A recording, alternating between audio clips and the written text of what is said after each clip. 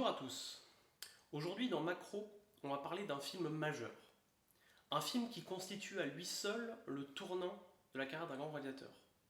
Un film alliage entre film populaire et film engagé. 2001 ? Non. Fenêtre sur cour. Non plus. Ah, Pierrot le Fou. Hein, pas mal, mais non. Bon, allez, je donne ma langue au chat. Peur sur la ville. Mais tu te fous de ma gueule? Le film débute sur une femme réveillée par une sonnerie de téléphone. Elle décroche et son interlocuteur ricane.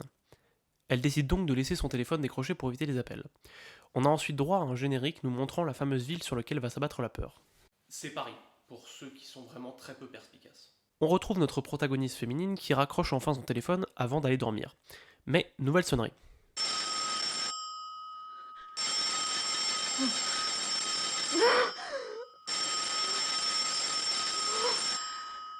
Question, pourquoi elle débranche pas son téléphone? Bah imagine, elle pourrait rater un appel important. En pleine nuit. Ouais. On apprend que l'interlocuteur la harcèle depuis pas mal de temps et que visiblement il est suffisamment cinglé pour s'être introduit chez elle. Joli chez vous. J'aime beaucoup. Surtout votre lit. Je l'ai essayé. Il est doux, moelleux, un vrai lit pour l'amour. Alerte psychopathe. Regarde maman, un psychopathe. Il lui reproche d'avoir pris un amant après la mort de son mari et lui annonce qu'il va lui passer une petite visite. À tout de suite. Donc évidemment, on appelle la police. Mais bon, les fonctionnaires, vous connaissez. Donc ça appelle le gardien d'immeuble peu charismatique, puis un commissariat plus coopératif. Mais malgré les mots rassurants des flics, la paranoïa monte et elle décide de scruter devant sa porte, quand soudain, un homme arrive et sonne à la porte. Et oui, c'est bien François Hollande en personne, 39 ans avant Edge of Tomorrow. Il était déjà acteur. Et visiblement, Flamby a une certaine crédibilité comme cinglé du téléphone. Vous faites ce que vous voulez de cette info. Au point d'amener la pauvre dame à fuir par où elle peut et de tenter le grand plongeon en espérant que ça passe. Spoiler, ça marche pas. Alors que Flamby était juste invité chez les voisins en fait. Oh ben Georges, on ne vous attendait plus. Je crois que j'ai fait une sacrée peur à votre voisine. Ellipse et la police tentent alors de contacter deux flics de choc pour aller enquêter sur le Grand Plouf. Les deux flics interprétés par les géniaux Charles Denner et notre Stallonano Jean-Paul Belmondo préfèrent tester la culture G du patron du bistrot du coin. C'est qui ça? Laszlo Pape. Bien. Et ça? Max Cohen. Très bien. Et ça? C'est un acteur, non? Jean Gabin. Très très bien. Et lui?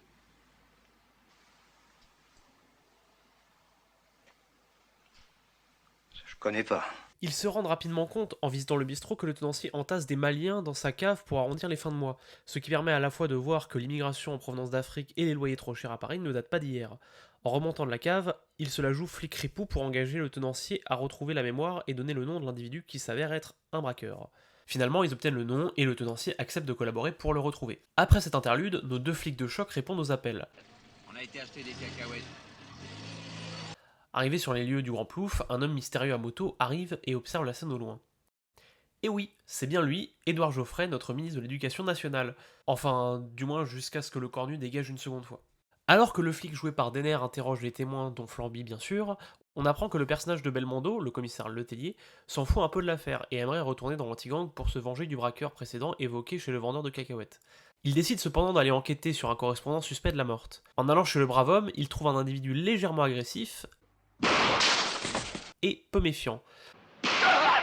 Le dieu de choc se la joue encore une fois ripou. Qu'est-ce qu'il veut? Il dit qu'il est en train de mourir. Dis-lui que je m'en fous. Il s'en fout. Jusqu'à ce que ce fou gangster révèle sa planque de poudre blanche multivitaminée dans sa valise. Ça, c'est de la cachette secrète. Mais visiblement, il ne sait rien sur la mort de la gonzesse. Le dieu décide donc d'appeler une ambulance.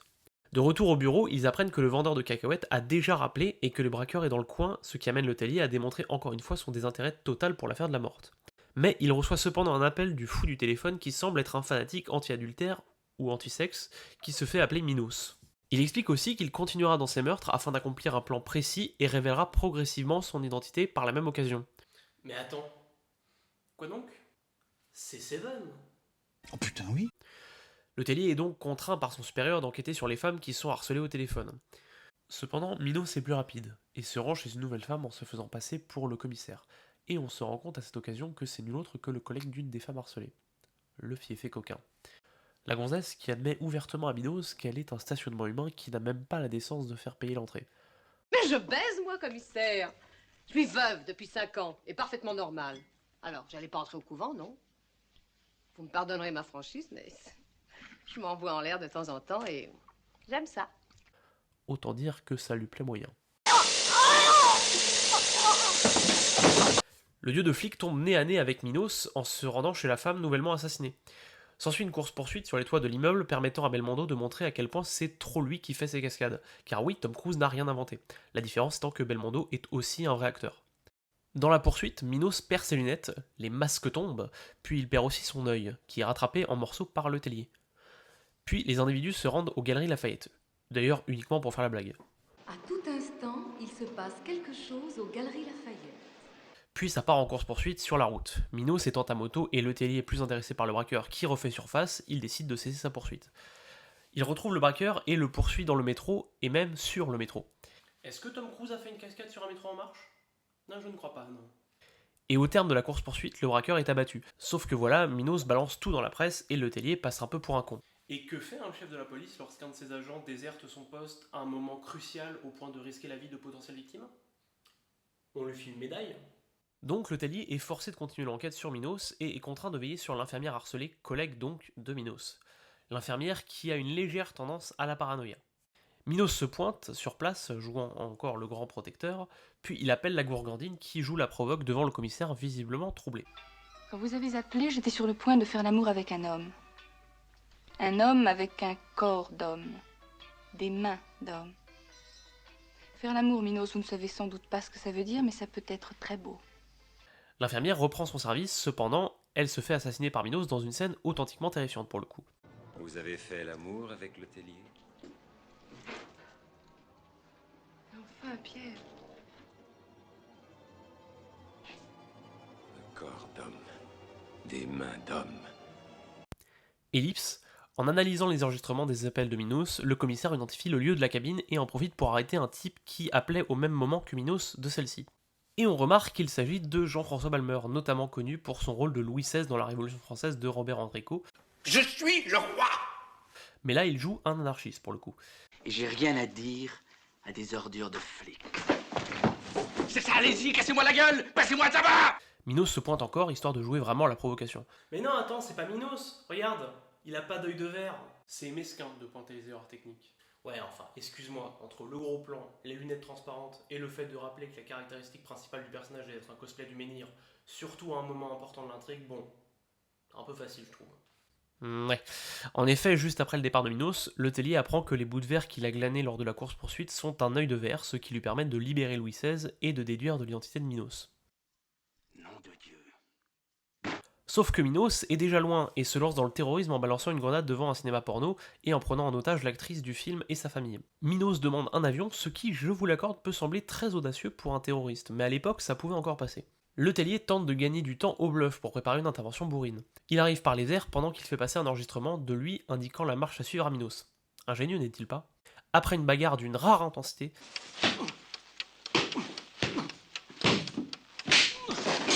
Minos est neutralisé et bouclé. Le tellier est félicité par son supérieur et c'est la fin. Mais c'est quoi cette fin bâclée?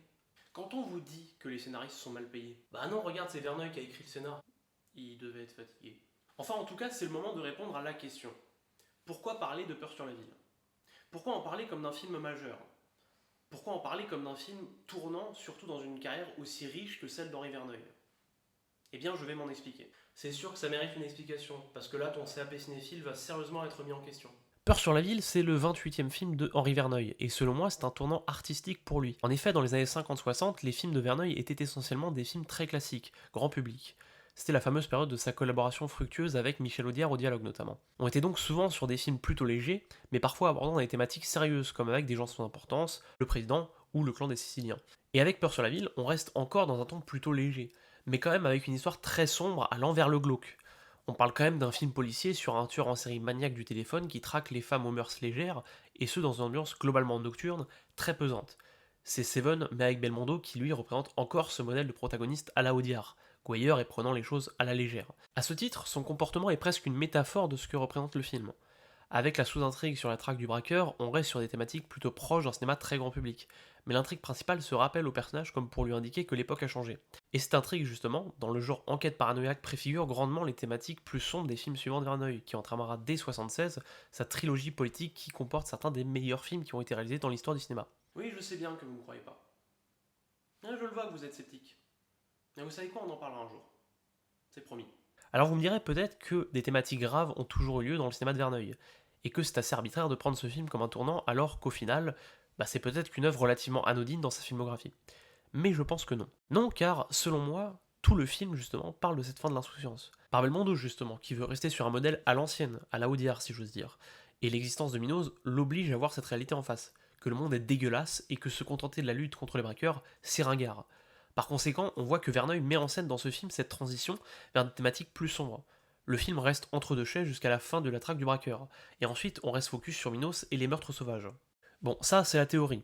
La pratique c'est que, à mon goût, la fin du film est un peu trop bâclée, rendant cette hypothèse avec un goût un peu meh.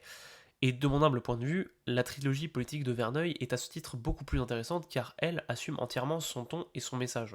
Dans cette trilogie, on parle plus généralement d'un homme contre un système, dans une ambiance intégralement sombre, ce qui donne bien plus l'impression que les situations sont inextricables et donc plus pertinent politiquement. Mais en tout cas, Peur sur la ville reste un excellent film malgré cette fin douteuse.